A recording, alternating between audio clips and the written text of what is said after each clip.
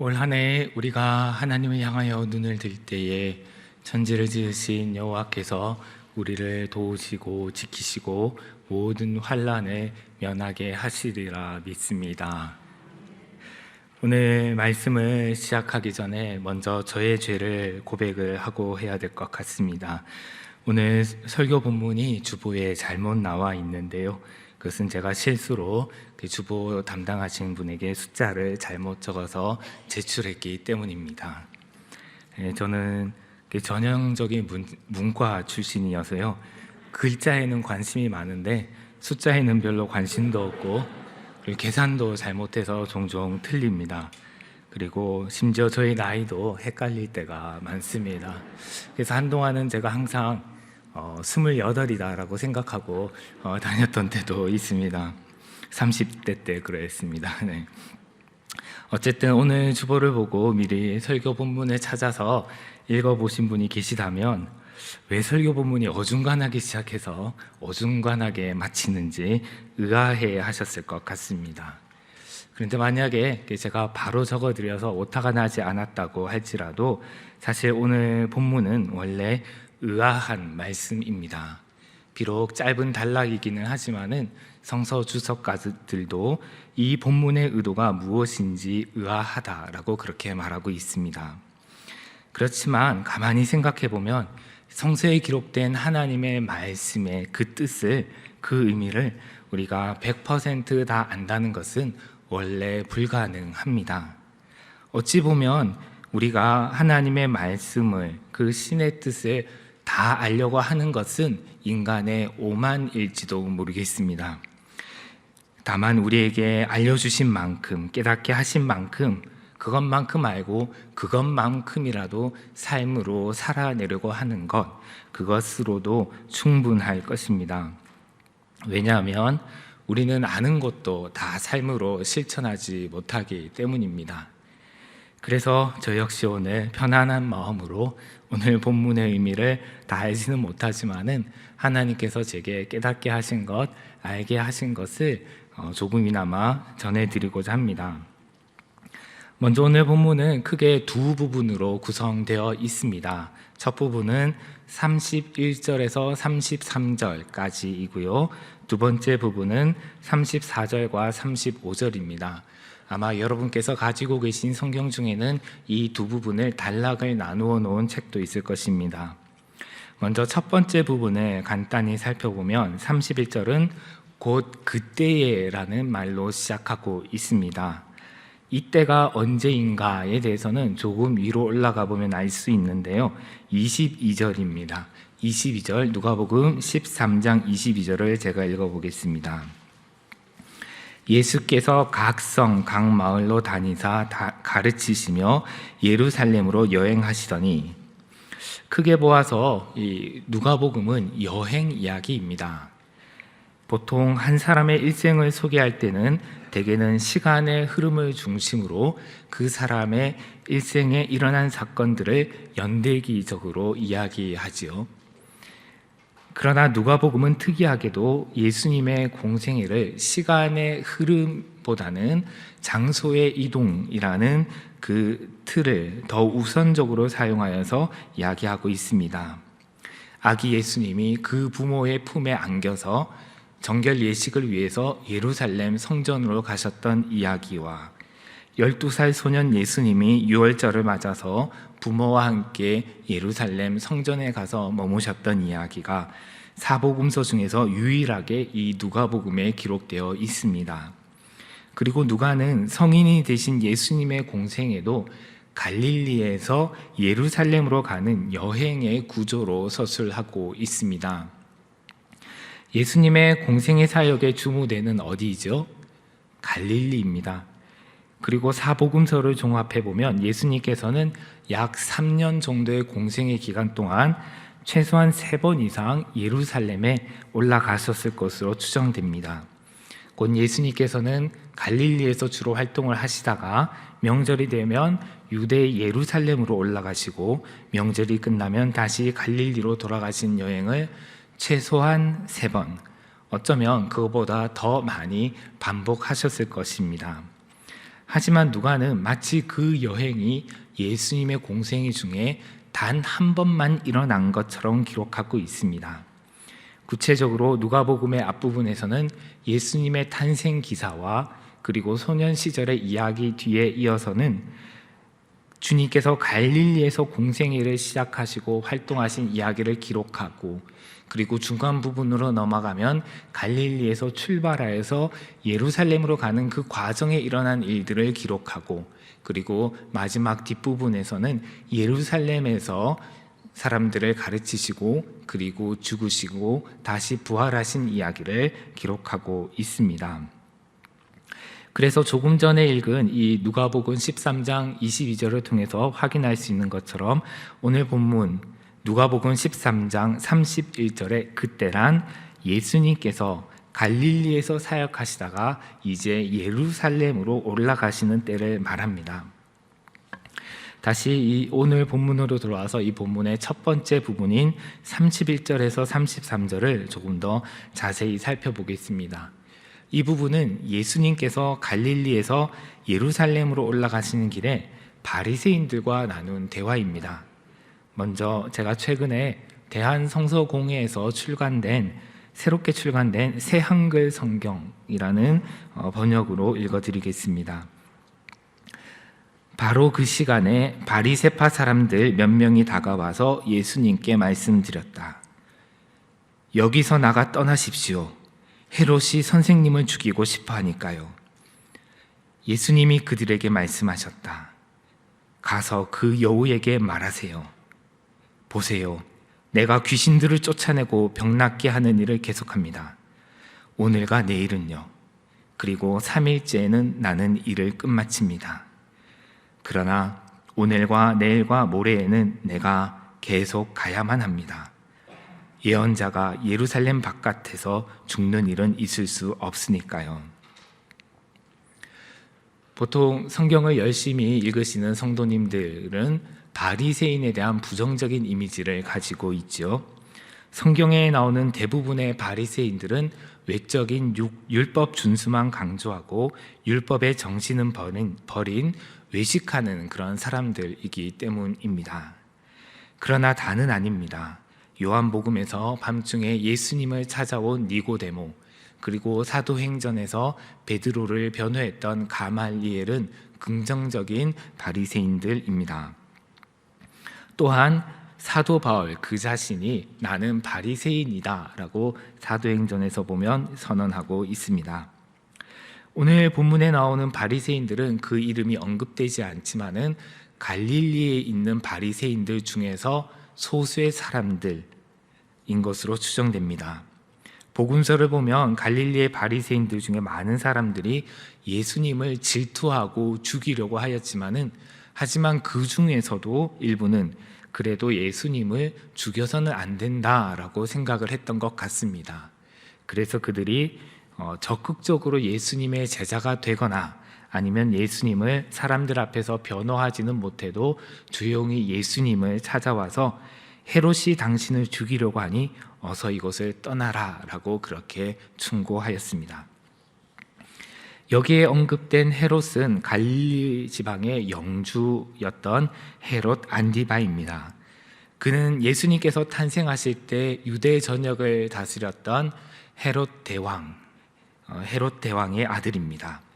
헤롯 안디바는 동생 빌립의 아내 헤로디아와 불륜을 저지르고 그것을 비판한 세례자 요한을 목베어 죽인 인물입니다.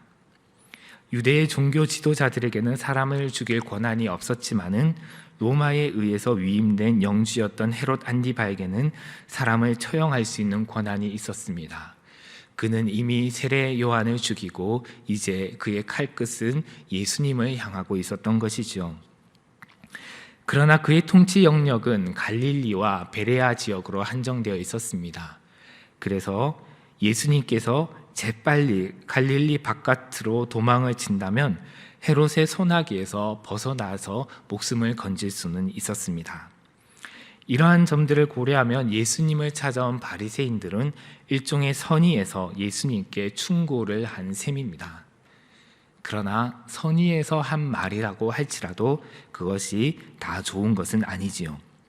바리새인들의 충고는 예수님이 누구신지, 그리고 메시아이신 예수님의 사명이 무엇인지를 바르게 이해하지 못했기 때문에 그들의 충고 또한 예수님께 좋은 권면이 아니었습니다. 그래서 예수님은 32절에서 이렇게 대답하였습니다. 아까 읽었던 새한글 성경으로 다시 읽어드리겠습니다. 예수님이 그들에게 말씀하셨다. 가서 그 여우에게 말하세요. 보세요, 내가 귀신들을 쫓아내고 병 낫게 하는 일을 계속합니다. 오늘과 내일은요, 그리고 3일째에 나는 일을 끝마칩니다. 여러분 어떻습니까? 예수님은 그 바리새인들의 충고를 받아들이셨습니까? 아니면 거절하셨습니까? 네, 단순하게 말하기는 쉽지 않습니다. 혼란이 있을 수도 있지만은 그러나 예수님은 분명히 바리새인들의 충고를 또는 제안을 거절하셨습니다. 바리새인들은 당장 여기를 떠나서 당신의 목숨을 구하시오라고 그렇게 충고하였죠. 그리고 예수님은 이미 갈릴리를 떠나서 예루살렘을 향하고 있는 그런 도중이었습니다. 이것만 보면 예수님은 바리새인들이 충고하기 이전부터 갈릴리를 떠나갈 생각을 하셨고 그것을 이미 실행하고 계셨던 것이라고 생각할 수 있습니다. 하지만은 예수님께서 가장 빠른 길을 택해서 밤중에 도망가신 것이 아니라 대낮에 이 마을 저 마을을 다니시면서 두루 다니시면서 아픈 사람들을 고치시고 귀신에 걸린 사람들을 고치시고 귀신들을 쫓아내시고 그리고 하나님 나라 복음을 가르치시면서 서서히 갈릴리를 떠나 예루살렘을 향하여 가고 계셨습니다. 그러므로 예수님께서는 갈릴리를 떠나시는 것은 맞지만은 목숨을 구하기 위해서 떠나시는 것은 아니었습니다. 도망치시는 것이 아니라 오히려 목숨을 버리시기 위해서 갈릴리를 떠나 예루살렘으로 가시는 것입니다. 이것은 바리새인들의 충고와는 정반대가 되는 그런 행동이지요. 곧 바리새인들은 예수님께서 하시던 일을 그 사역을 당장 중단하고 도망치라고 권했지만은 주님은 오늘과 내일은 그리고 모레는 하시던 사역을 계속하신다라고 그렇게 대답하셨습니다. 그래서 주님은 32절에서 바리새인들을 향해서 가서 헤롯에게 내가 귀신들을 쫓아내고 병 낫게 하는 일을 계속합니다. 오늘과 내일은요 라고 그렇게 전하라고 말씀하셨습니다.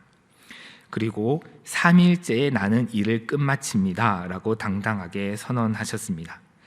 우리가 읽는 개역 개정 성경에서는 제3일에는 완전하여지리라 라고 그렇게 번역이 되어 있습니다. 그런데 여기서 완전하여지리라 라고 번역된 그리스어는 행동의 완료를 뜻하는 단어입니다. 그래서 끝마치다, 완료하다 라고 번역을 할 수가 있습니다. 그래서 새한글 성경에서는 3일째에 나는 일을 끝마칩니다 라고 번역을 하였습니다.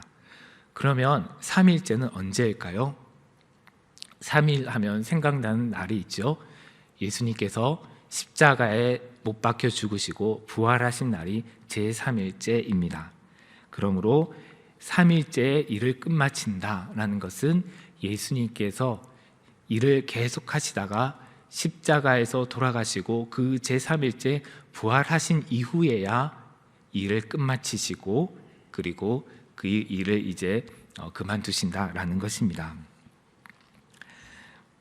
다시 말해서 그때까지는 예루살렘에서 죽으시고 3일째 다시 살아나실 때까지는 병자들을 고치고 귀신들을 쫓아내고 하나님 나라를 전파하는 사역을 계속하실 것이다 라는 그런 의지를 아주 분명하게 단호하게 피력하신 것입니다.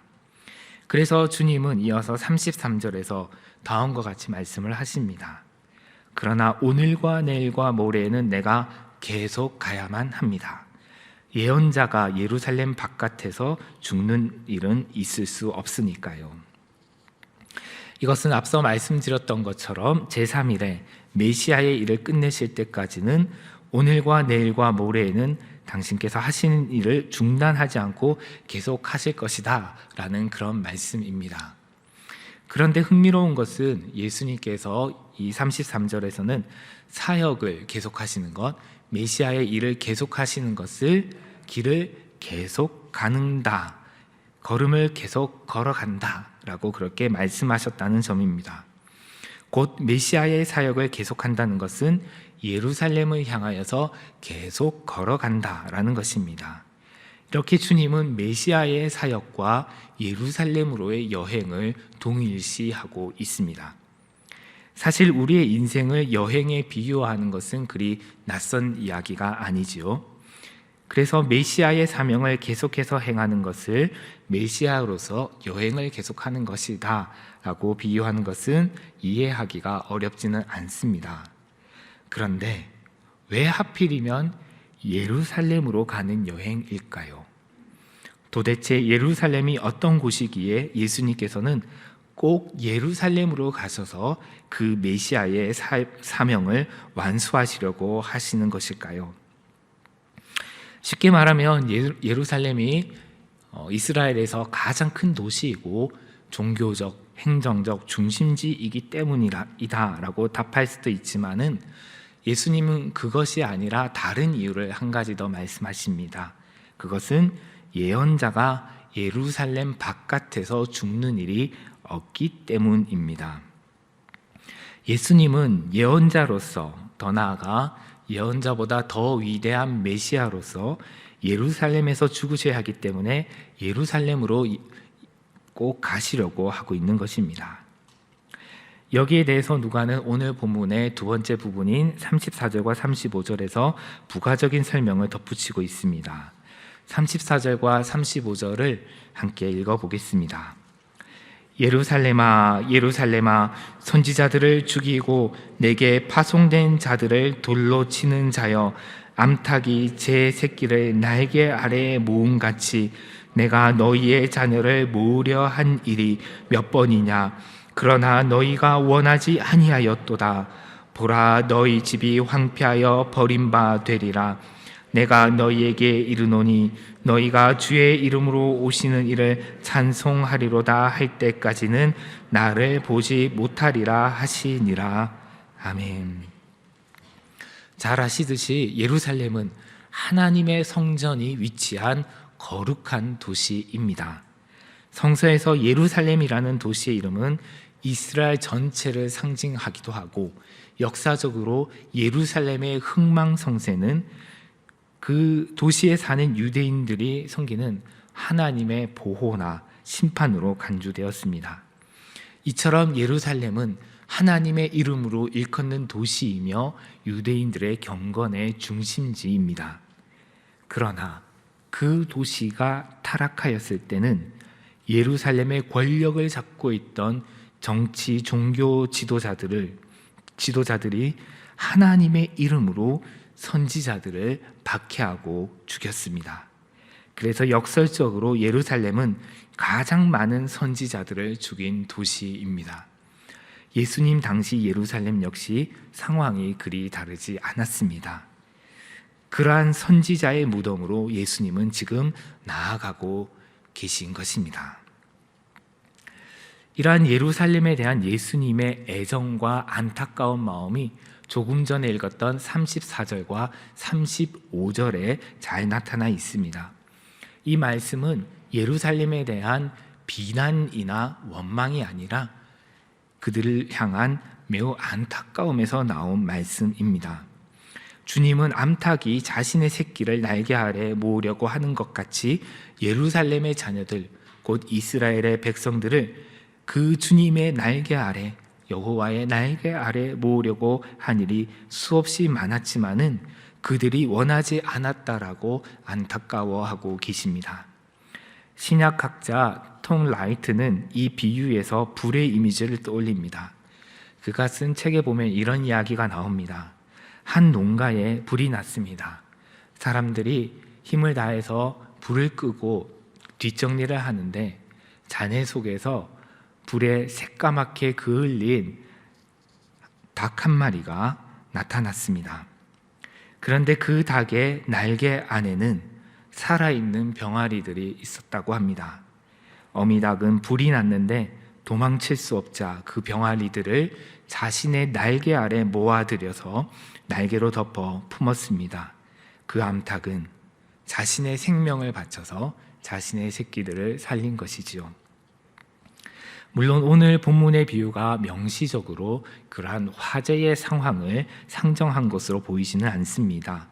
오히려 32절에 언급된 여우라는 단어에서 우리가 눈치챌 수 있듯이 병아리들의 목숨을 노리는 적들의 공격으로부터 새끼들을 보호하려는 어미닭을 연상시키는 그런 말씀입니다. 그러나 이 경우도 역시 어미닭은 날개 아래 새끼를 모아 지키기 위해서는 자신의 목숨을 내놓아야 하지요. 이러한 어미닭처럼 예수님은 자녀들을 구하기 위해서 자신의 목숨을 내어놓기 위해 예루살렘으로 갔습니다. 사실 암탉의 비유가 담긴 오늘 본문의 이 두 번째 부분은 마태복음 23장 37절에서 39절에도 거의 동일한 내용으로 담겨 있습니다. 하지만 앞에 살펴봤던 앞부분 31절에서 33절은 오직 누가복음에만 나오는 특수 본문입니다.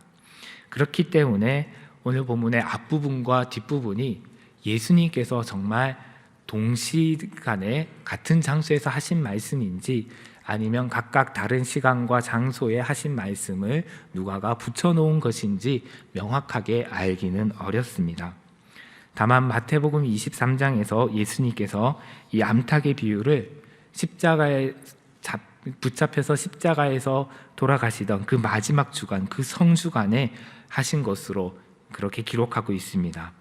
그래서 마태복음을 참조하면 오늘 본문의 이 앞부분, 첫 부분은 예수님께서 갈릴리에서 예루살렘으로 올라가실 때 하신 말씀이고, 두 번째 부분은 예수님께서 예루살렘에서 마지막 주간을 보내실 때 하신 말씀인데 누가가 그것을 연결시켜 놓은 것으로 생각해 볼 수가 있습니다.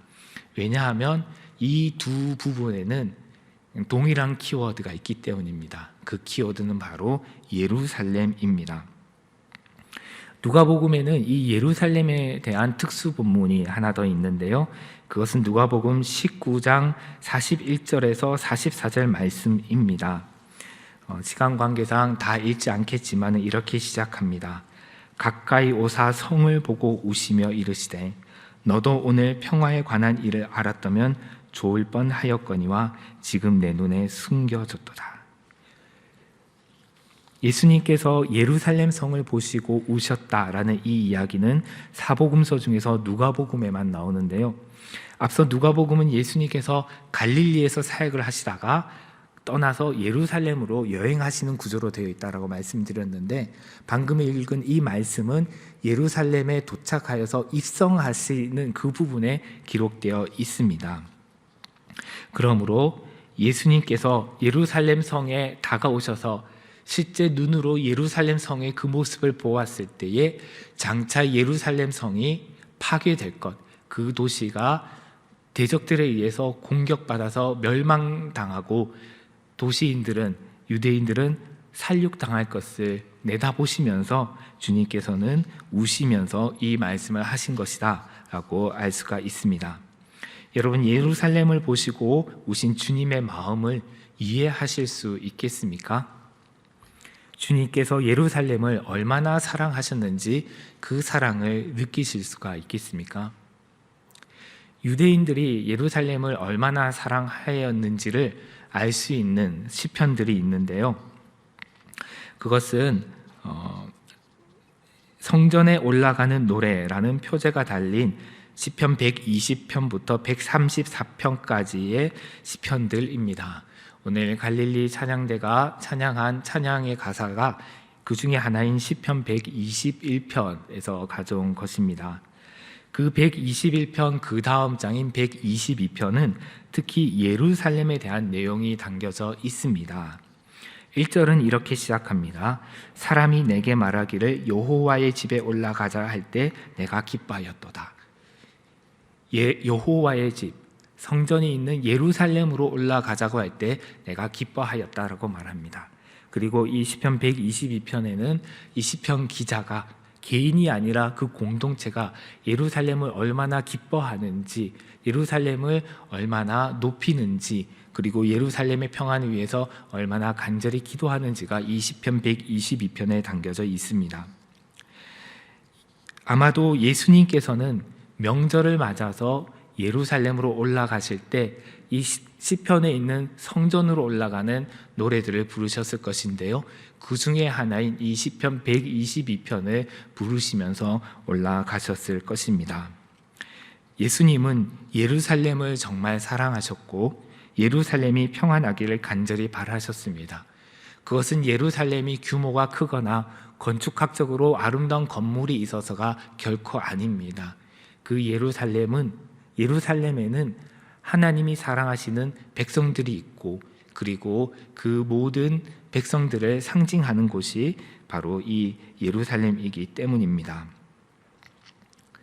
그래서 주님은 암탉이 위험에 닥쳤을 때에 자기 새끼들을 날개 아래 모아 품으려고 한 것처럼 이스라엘 백성들을 모으려고 애쓰셨습니다. 하지만은 그들은 원치 않았습니다. 그리고 오히려 과거 그들의 조상들이 예루살렘에서 선지자들을 죽였던 것처럼 메시아 예수님을 십자가에 못 박아 죽였지요.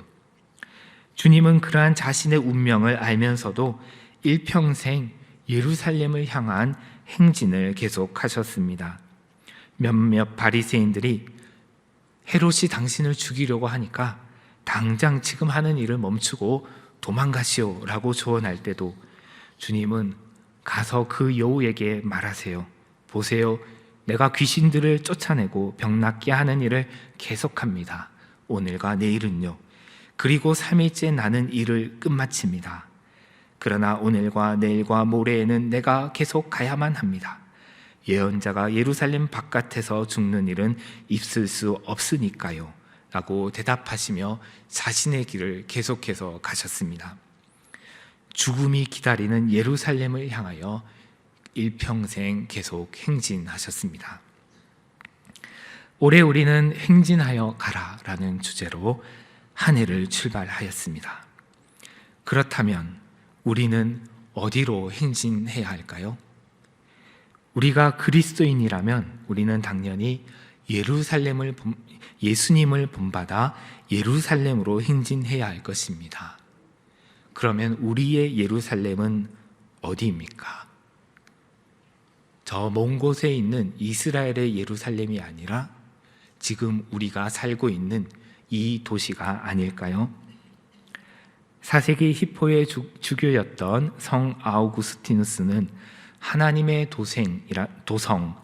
도성이라는 유명한 책에서 하나님의 도시와 지상의 도시를 구분해서 말합니다.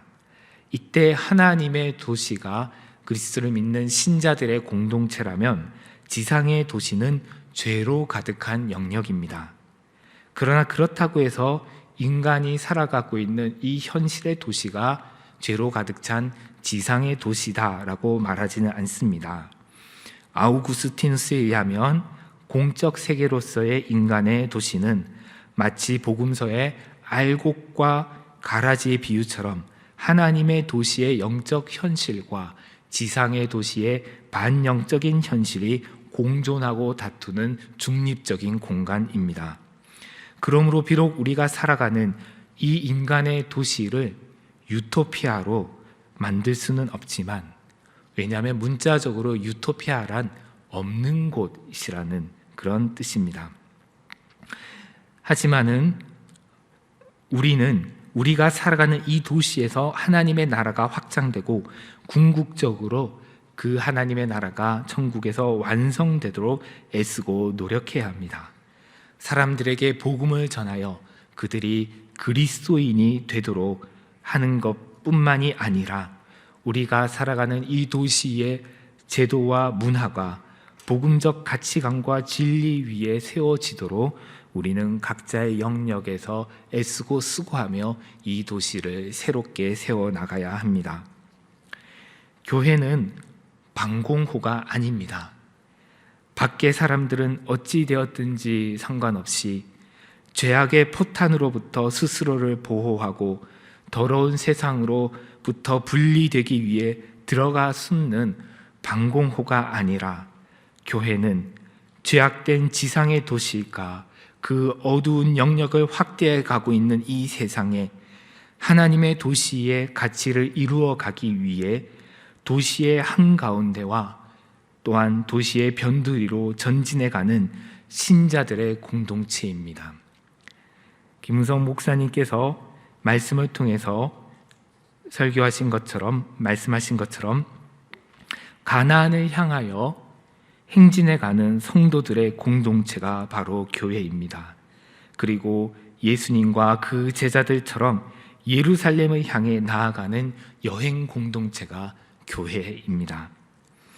그러나 우리에게는 그 행진과 여행을 방해하는 많은 요소들이 있습니다.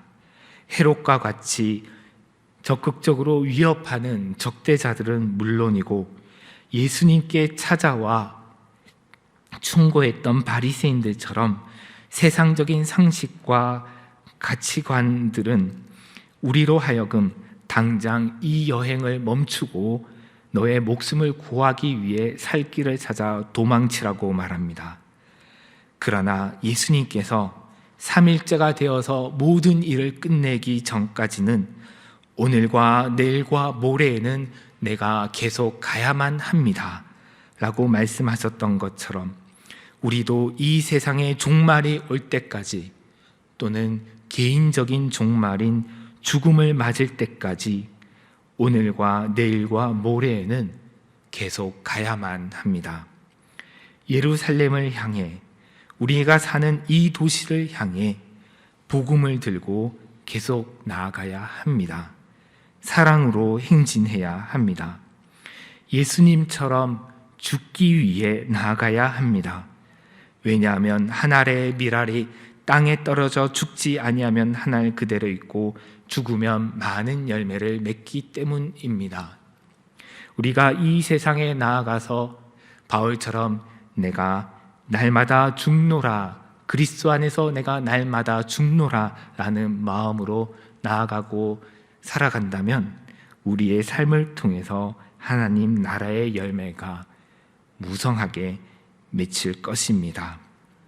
그러므로 우리는 오늘과 내일과 모레에는 계속해서 가야 합니다. 아멘. 기도하겠습니다.